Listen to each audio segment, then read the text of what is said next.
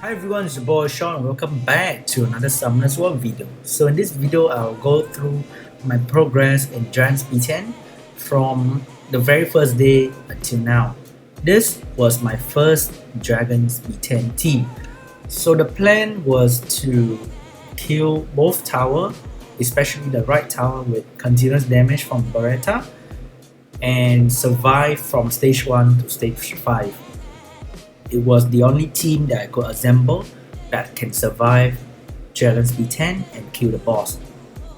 So instead of aerial, I would recommend a Talc if you're starting in Dragon B10 and you want to make a right tower then boss team relying on Reviver.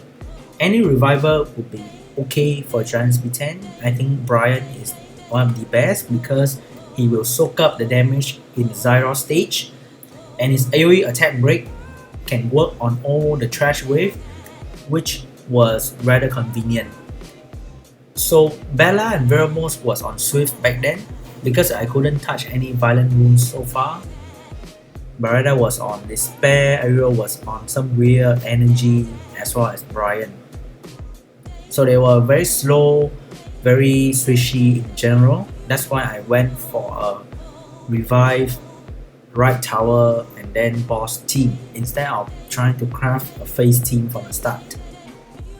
As time goes by, I switch back and forth between Darien and Sigmarus to increase the damage output in my run so that I can do it faster. After I changed Bella and Veramos to Violent, the heal and cleansing became much more consistent. That's why I can bring in more damage dealer like Sigmarus. I can recommend any form of water damage dealer that you can think of to bring into Dragon B10 and can still make it out alive. So after a while more, I summoned Verderhound. This is when shit got real. I began thinking about making phase team, but before that I was still going with this team, right tower then boss. With Sigmarus third skill, I can kill the right tower much faster than any other combination. So my first candidate for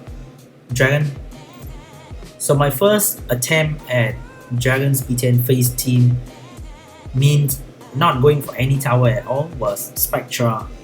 Honestly, this team was not 100% successful. Why?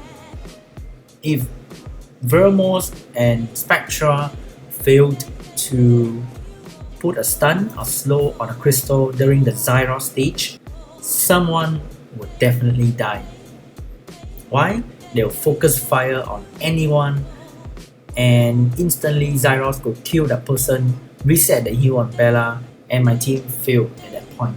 If you notice, during the boss stage, the left tower, the continuous damage tower, will always move after the boss made a turn. I think it was designed to make Dragon B10 easier. If this tower were to move before and set up for the boss, he will do much more damage and your team would easily get wiped by the boss. Because of the slow debuff that Spectra can put on the left tower, the attack bar will be out of sync and the left tower may move before the boss, which will prepare your team to be wiped. So I have to admit that it is good to slow the right tower, the immunity tower, so that your team can deal much more damage, but it will also set up your team for a wipe if your Veramos is not fast enough, your Bella is not fast enough to heal up. With this team, I only had Bella as a buff sweeper. Hence, if the slow on the right tower failed and Bella failed to seize the immunity buff, it will take much longer for the run to finish because you need to wait for another cycle, and Bella is stupid in Dragon B10. He will remove the buff. He would remove the buff right before the right tower was about to move. So he removed the immunity, the right tower moved, and the immunity is off again. And it was really annoying.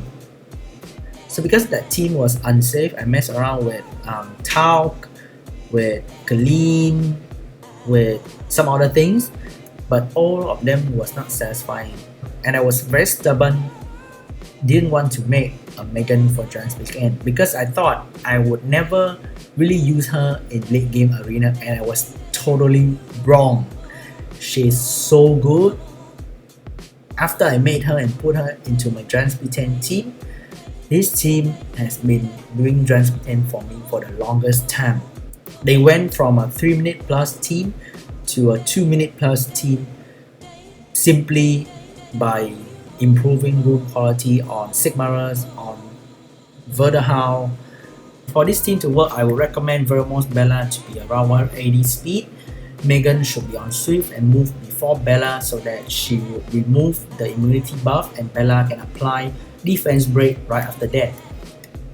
Verderhound can move last and be built with either HP and defense if you are still new to face team, but he can be built with attack if you are very familiar with this kind of team and the team can keep him alive. The damage dealer needs to be strong to kill whoever is dead break instantly. So let's say you move into the Zyros stage and you need to kill one crystal as soon as possible so that your team will not be vulnerable to defense break.